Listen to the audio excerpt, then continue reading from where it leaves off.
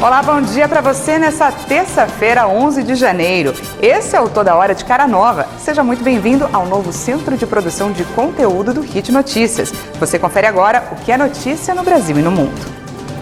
O Ministério da Saúde reduziu o tempo de isolamento para as pessoas contaminadas que apresentam quadros leves e moderados de Covid-19.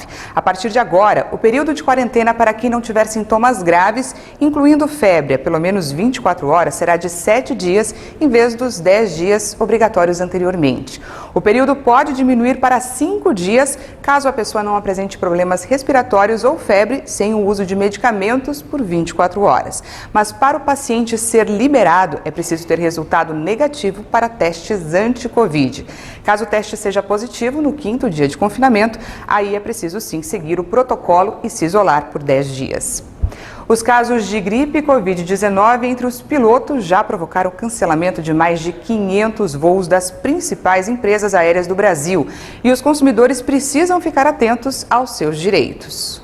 Casos de Covid-19 e influenza têm crescido entre tripulantes e trabalhadores em geral na aviação e provocado impacto nas operações das maiores companhias aéreas do país. Apenas a Latam informou o impacto, seja remarcação ou cancelamento, de 114 voos ao longo desta semana, 52 deles apenas nesta segunda-feira. A empresa informou que os voos impactados representam 1% do programado para o mês de janeiro e orienta que os clientes com voos marcados consultem o bilhete antes de irem ao aeroporto. No Aeroporto Internacional de Brasília, 4 voos da Latam e Azul foram cancelados nesta segunda-feira, de acordo com a Inframérica, que administra o aeroporto. A Azul informou em nota que alguns voos do mês de janeiro estão sendo reprogramados, mas destaca que cerca de 90% das operações estão funcionando normalmente, que os clientes impactados são notificados e realocados em outros voos, seguindo resolução da ANAC. O presidente do Sindicato dos Aeronautas, comandante Ondino Dutra, explica que entre as principais companhias aéreas, as operações mais impactadas têm sido as da Azul. Isto porque a empresa aumentou o volume de voos após o pico da pandemia. Ele explica ainda que a empresa negocia com os trabalhadores e com o sindicato uma reformulação nas escalas, propondo inclusive a venda de folgas para que os trabalhadores que não estão afastados possam cobrir a ausência dos que adoeceram, reduzindo assim o impacto aos clientes. A Azul informou de que na primeira semana de janeiro, a empresa teve um aumento de mais de 400% do número de afastamentos por questões médicas de tripulantes, se comparado com a média dos últimos 12 meses. Já a situação na Latam e na Gol está bem mais controlada e eu acredito que o fator preponderante nesse caso não seja que tenha uma menor contaminação, mas sim porque a Azul está voando muito mais do que ela voava antes da pandemia, praticamente com o mesmo contingente de tripulantes. A Latam no mercado doméstico está voando mais ou menos o que ela voava antes da pandemia e a Gol ainda não atingiu o nível pré-pandemia do número de voos. A Azul está propondo para os tripulantes fazermos um programa voluntário de redução de folgas mínimas mensais. O tripulante, então, se voluntaria para ter menos folga no mês de janeiro, fevereiro e março. Em troca disso, a empresa vai pagar uma indenização. E também a possibilidade da empresa, em vez de publicar a escala de trabalho mensal, que sempre é feita antecipadamente, a empresa, então, para os meses de fevereiro e março, passaria, se aprovado esse acordo, a publicar quinzenalmente. Isso daria para a empresa uma maior possibilidade de organizar suas escalas e alterar menos a escala dos tripulantes. Claro que isso traz, por outro lado, um prejuízo para o tripulante, que não vai ter mais a previsibilidade mensal, vai ter a previsibilidade de 15 dias, e para compensar esse prejuízo social, a Azul está propondo também uma indenização através de um vale alimentação. Ele explica que o aumento das infecções tem ocorrido por conta da alta exposição dos trabalhadores, mas que medidas de segurança sanitária, como o uso de máscara e álcool em gel, são adotadas entre as companhias. A categoria hoje está totalmente vacinada, salvo aqueles tripulantes que por razões médicas não se vacinaram, mas nós estamos falando de uma população, de um grupo de mais de 99% tranquilamente vacinados. Então nós temos a proteção da vacina, nós temos os equipamentos mínimos, luva, máscara, gel, No mais, é que realmente o nosso trabalho, tu fica exposto, mas nós enfrentamos o coronavírus desde o início e num primeiro momento com todas as incertezas e sem vacina. Então a situação, embora seja de uma contaminação em massa dessa vez, nós estamos dentro de um contexto onde nós estamos vacinados, algo que nós não tivemos no primeiro momento da pandemia. A Agência Nacional de Aviação Civil, a ANAC, informou por meio de nota que monitora o aumento de casos de doenças respiratórias em pilotos, comissários e demais trabalhadores do setor. Informou ainda que já havia entrado em contato com os representantes das empresas para antecipar possíveis impactos. A ANAC também informou que as recomendações da Agência Nacional de Vigilância Sanitária, Anvisa, estão sendo seguidas e orientou os passageiros a confirmarem os voos antes de irem até os aeroportos e sugeriu que todos busquem conhecer os direitos. A Resolução 400 da ANAC prevê que os clientes impactados com atrasos e cancelamentos têm direito à assistência ou remarcação a depender do caso, conforme explicam os advogados. O passageiro afetado poderá remarcar sua viagem sem cobrança de multa ou diferença tarifária. Ou, por fim, solicitar seu reembolso da passagem no valor integral, sem aplicação de multa. O passageiro que tiver o voo atrasado ou cancelado terá o direito à prestação de assistência pelas companhias aéreas, conforme prevê a Resolução número 400 de 2016. As normas da ANAC determinam que, em caso de atraso ou cancelamento de voos, as empresas têm a obrigação de oferecer reacomodação e reembolso integral, cabendo à escolha do passageiro quando houver o cancelamento do voo ou atraso superior a 4 horas. Manter o passageiro informado a cada 30 minutos quanto à previsão de partida dos voos atrasados. Informar imediatamente a ocorrência do atraso, do cancelamento e da interrupção do serviço. E oferecer assistência material gratuitamente de acordo com o tempo de espera. Isso inclui oferecer meios de comunicação, alimentação, em caso de pernoites, transporte e acomodação.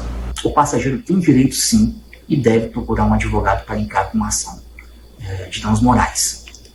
Tendo em vista que vários consumidores marcam passagens com bastante antecedência e quando chega no dia, existem esses infortúnios e as empresas aéreas não conseguem fornecer uma prestação de assistência de forma adequada.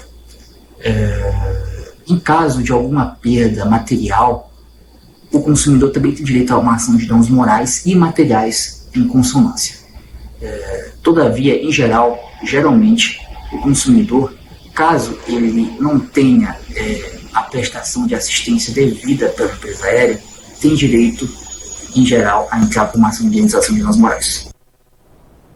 A Gol Linhas Aéreas informou em nota que nos últimos dias houve um aumento de casos positivos entre os colaboradores, mas nenhum voo foi cancelado ou sofreu alteração significativa por esse motivo. Informou ainda que os funcionários que apresentam teste positivo para a Covid são afastados para se recuperar em casa e com segurança. O Ministério da Saúde vai pedir à Anvisa uma autorização para o uso de autoteste de Covid-19 aqui no Brasil. O exame pode ser feito em casa com a coleta do material no nariz com cotonete ou por saliva. Esse método tem sensibilidade menor em relação a outros exames como o RT-PCR. Alguns países já utilizam o autoteste para agilizar o diagnóstico da doença. Aqui no Brasil, as vendas não são liberadas. A Caixa Econômica Federal e o Ministério do Trabalho e Previdência confirmaram que o pagamento do abono salarial em 2022 será feito a partir do dia 8 de fevereiro. O calendário de pagamentos do benefício vai até 31 de março. As datas já haviam sido aprovadas pelo Conselho Deliberativo do Fundo de Amparo ao Trabalhador. Tem direito ao abono salarial o trabalhador com carteira assinada que recebe até 2 salários mínimos, esteja há pelo menos 5 anos inscrito no PIS/PASEP e tenha trabalhado pelo menos 30 dias no ano base. O valor do benefício varia conforme o número de meses trabalhados, atingindo o máximo de um salário mínimo para quem trabalhou os 12 meses no ano base. O ministro do Trabalho e Previdência, Onyx Lorenzoni, afirmou que o benefício irá liberar este ano quase 22 bilhões de reais para 23 milhões de trabalhadores, sendo 22 milhões inscritos no PIS, pagos pela Caixa, e 1 milhão no PASEP, pago pelo Banco do Brasil.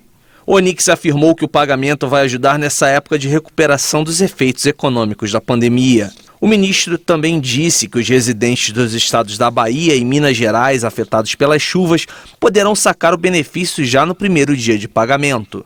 Foram identificados 107 mil trabalhadores nessa condição. O valor total é de cerca de 102 milhões de reais. Na Caixa, o pagamento irá ocorrer do dia 8 de fevereiro a 31 de março, conforme o mês de nascimento. Para os trabalhadores públicos beneficiários do abono, o pagamento será feito pelo Banco do Brasil entre 15 de fevereiro e 24 de março, seguindo o número de inscrição no PASEP. A partir de 1º de fevereiro, os trabalhadores poderão consultar nos canais do Ministério, da Caixa e do Banco do Brasil o dia do pagamento e o valor do benefício. Em transmissão feita pela internet, o presidente da Caixa, Pedro Guimarães, esclareceu que os beneficiários moradores das localidades que estão em situação de emergência pelas chuvas não precisam procurar o banco para ter direito a receber o benefício no primeiro dia de pagamento. O pagamento na Caixa pode ser feito por meio de crédito em conta corrente ou poupança do banco, crédito no Caixa Tem, em conta de poupança social digital aberta pela Caixa ou por cartão do cidadão e senha, nos casos em que não for possível abrir conta digital. 6 países, incluindo os Estados Unidos e Japão, pediram que a Coreia do Norte cesse seus atos desestabilizadores em um comunicado conjunto na ONU, após o lançamento de um míssil por Pyongyang na semana passada. Ontem, segundo as Forças Armadas sul-coreanas, a Coreia do Norte lançou um projétil não identificado no Mar do Leste. Estados Unidos, Japão, França, Inglaterra, Irlanda e Albânia aderiram ao apelo para que a Coreia do Norte se abstenha de mais atos que consideram desestabilizadores. O grupo pediu que o país entre em um diálogo significativo em direção ao objetivo comum de desnuclearização completa. O pedido foi feito por meio de um comunicado conjunto na ONU e ocorre depois da Coreia do Norte lançar um míssil na semana passada. Nesta segunda-feira, a Coreia do Norte lançou um projétil não identificado no Mar do Leste. A informação é das Forças Armadas sul-coreanas. O lançamento também foi relatado pela Guarda Costeira japonesa, que indicou que era um objeto semelhante a um míssil. Você vai ver depois do intervalo, o mundo bate novo recorde com mais de 3 milhões de casos de Covid em um dia. E ainda, quase 150 municípios de Minas Gerais estão em emergência por causa das chuvas. Nós voltamos já.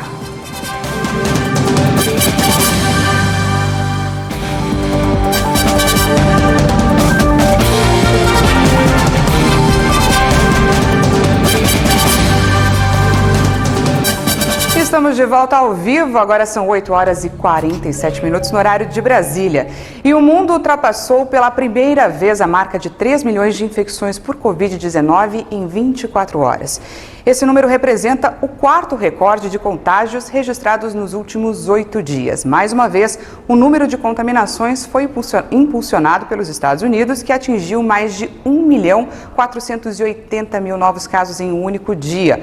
O levantamento foi divulgado pelo Our World in Data, Nosso Mundo em Dados, projeto ligado à Universidade de Oxford. O Brasil ultrapassou a marca de mais de 620 mil vítimas de Covid desde o início da pandemia. E a média móvel de casos volta a atingir o patamar de julho do ano passado. O Ministério da Saúde confirmou 110 novas mortes por Covid-19 no Brasil de um dia para o outro. Agora são 620.091 vítimas da doença desde o início da pandemia.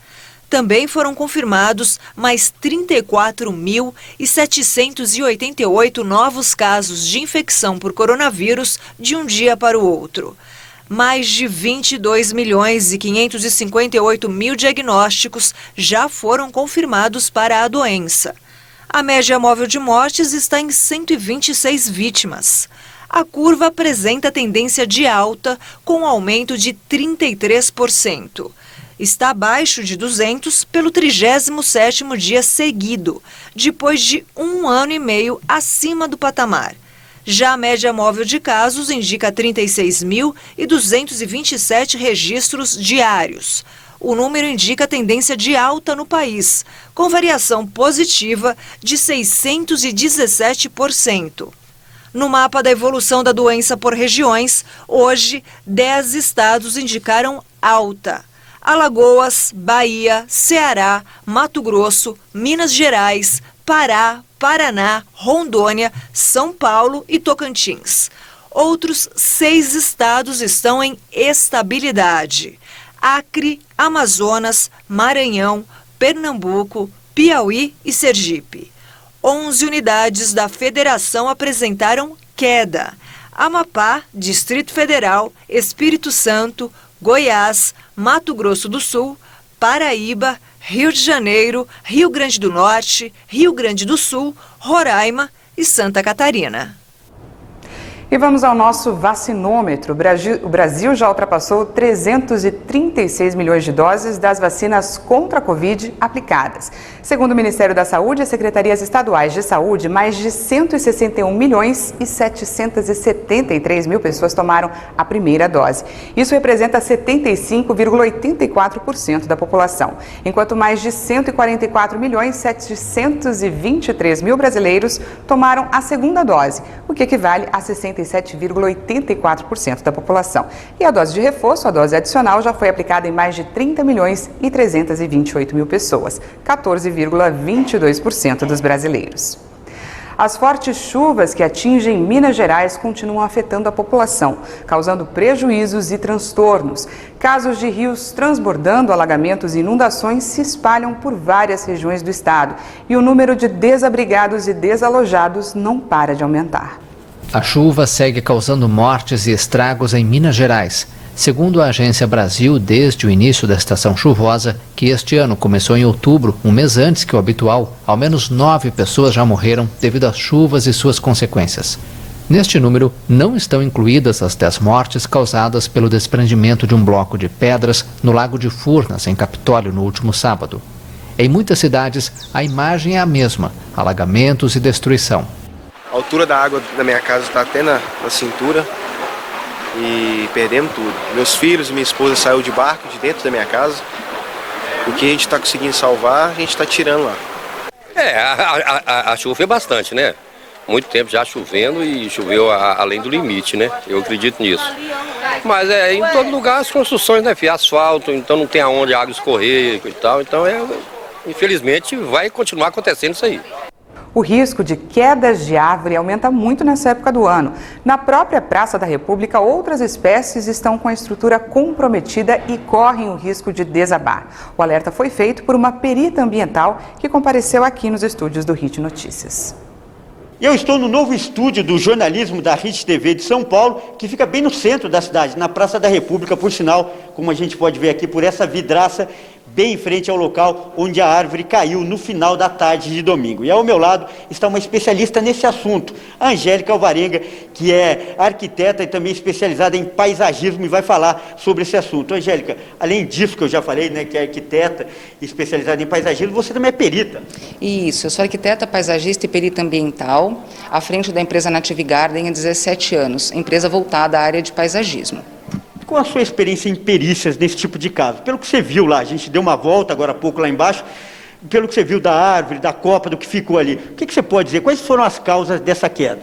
As sucessivas chuvas e ventos fortes recorrentes nessa época do ano, além do provável enfraquecimento das raízes desta árvore, fizeram com que ela viesse a tombar. Você falou essa época, né? Você ressaltou essa época do ano.